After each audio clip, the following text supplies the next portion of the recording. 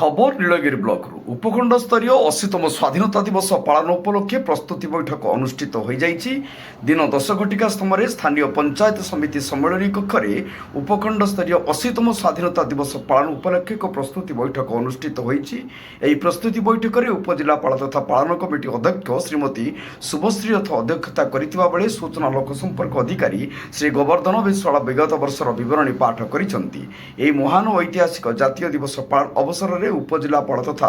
अध्यक्ष श्रीमती शुभश्री रथ उपस्थित समस्त सदस्य मानक सहयोग कामना करने सह विवरणी अनुसार आलोचना और परामर्श क्रमे विभिन्न कार्यगुड़िक कार्य करने स्थिरीकृत कर आमरण अनशन करा आज सकाळे 9 घटिकार भारतीय कम्युनिस्ट पार्टी मार्क्सवादी आंचलिक कमिटी तरफ 3 दफा दाबी नहीं नीलगिरी उपजिलापाल ऑफिस आगे आमरण अनशन चालू रही बौलगड़िया अरे तुम रखी दोनों पठे देमे प्रफुल्ल ଆପଣ କିଛି ଦିନ ପୂର୍ବରୁ ମଧ୍ୟ ଧାରଣା କରିଥିଲେ ପ୍ରଶାସନ ଆପଣ ପାଖକୁ ଯାଇଥିଲା ଏବଂ ପ୍ରତିଶ୍ରୁତି ଦେଇଥିଲା ପୁଣି ଥରେ ଆପଣ ଅନୁସାର କାହିଁ ଗୋଷ୍ଠୀ ଆମେ କିଛି ଦିନ ଆଗରୁ ଯେଉଁ ବସିଥିଲୁ ବାଉଁଶଣିଆ ପଞ୍ଚାୟତ ଛକର ଆଡମିନିଷ୍ଟ୍ରେସନ ଆମକୁ ରିଟିନ୍ ଦେଇଥିଲା ୱିଦିନ୍ ଦିସ୍ ପିରିୟଡ଼ ଆମେ କମ୍ପ୍ଲିଟ୍ କରିବା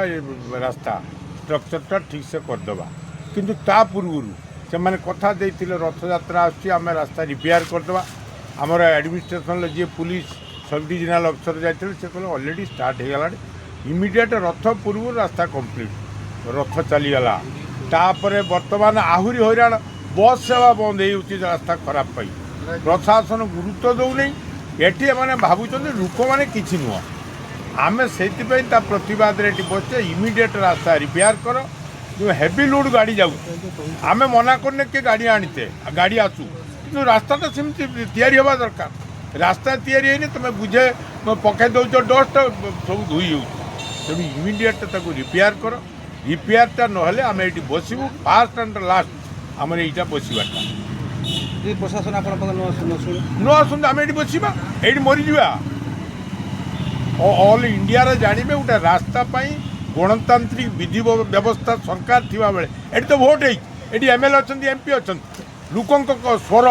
पार्लियामेंट उठो विधानसभा उठो किंतु लोकों स्वर भी इमती बसिक मरीजे ये स्वरटा भी जावा दरकार। नीलगिरी रास्ता वर्तमान मरण जनतार परिणत होती वर्तमान उक्त रास्तार बस सेवा बंद होती उक्त रास्तार भारी जान चलाचल द्वारा रास्ता मरण जनतार परिणत होती उत्तर ओडिशार प्रसिद्ध शैवपीठ पंचलिंगेश्वर को हजार हजार संख्यार तीर्थयात्री आसुंच उक्त रास्ता को प्रभाव हेतु यात्री संख्या कमी जनसाधारण बहु असुविधार सम्मुखीन होती यार सुधार भारतर कम्युनिस्ट पार्टी मार्क्सवादी नीलगिरी आंचलिक कमिटी तरफ 3 दफा दाबी उपजिलापाल नीलगिरी कार्यालय सम्मुख में धारणा एवं अनशन बसी नीलगिरी मनोज महांती रिपोर्ट जनता एक्सप्रेस।